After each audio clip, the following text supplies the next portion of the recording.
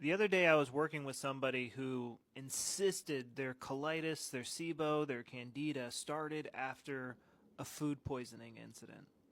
And I was like, okay, well, let's explore this a little bit. Tell me about what happened that day. And so he's like, okay, so I went to this restaurant. I go there, I go there like once a week, I go there all the time. I love the place, and I got what I normally get. I got a milkshake, a hamburger, and some onion rings or something like that. And that's what he got, and he ate it. And then that night is when he first saw blood in the toilet, and it was caused by the food poisoning from this food. And I said, okay, so how many people were you eating with at this lunch? He's like, 5. Okay, why didn't they get food poisoning? They got the almost the exact same thing. Oh, yeah, good point. Okay, what about all the other people in the restaurant? Why didn't they get food poisoning? Why didn't you get food poisoning the million other times you had eaten there? So how about you share with me what was really happening that day? What was something stressful going on that day? And then he said, well, it actually wasn't a stress. It was actually a very happy day. I was actually going to that restaurant to celebrate an achievement that I had done. And so months leading up to this, he had been really stressed out about his career.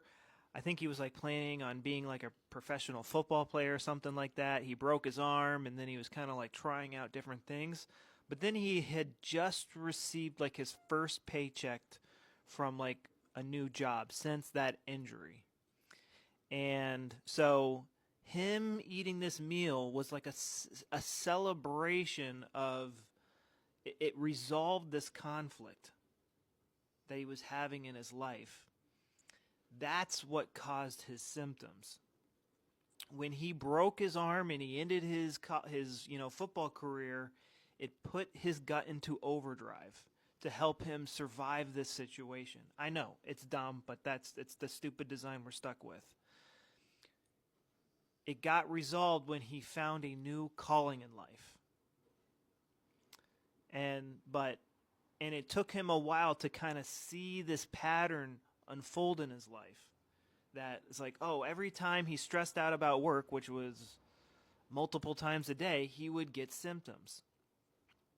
Anytime, like, so the way that we move forward in this, like when we stop blaming food and stop putting all of our mind resources into, being nitpicky about food, he could start to see like, oh, every time I got into an argument with a coworker, I'd have diarrhea. Every time I was getting a text message from my boss, I'd have diarrhea. Every time I was getting a text message from my dad, I'd have diarrhea.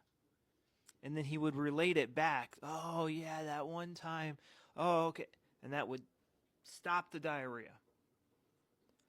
Now, I know this might seem, this is all like new information for you guys, but I have a 13-day protocol right here. It's on my website, and I show you everything I did to rewire my brain so it's no longer going in and out of overdrive. Food poisoning is, you eat something bad, you get sick for a couple of days, you puke, you have diarrhea, and then you're back on your feet. IBS, Crohn's, colitis, leaky gut, SIBO. There is a conflict going on behind the scenes of there's something I want to digest and absorb, but I can't. And usually, if you're sad about it, you're constipated. And usually, if you're angry and you're frustrated, it's crap you want to get rid of, but you can't. And so it's a little bit of coming to peace with that conflict, but you've kind of already done to a certain extent. You've already resolved it. But a lot of it, what I have found is just stop blaming food and finding these subconscious PTSD triggers that relate to that original traumatic event. So, it's not food poisoning.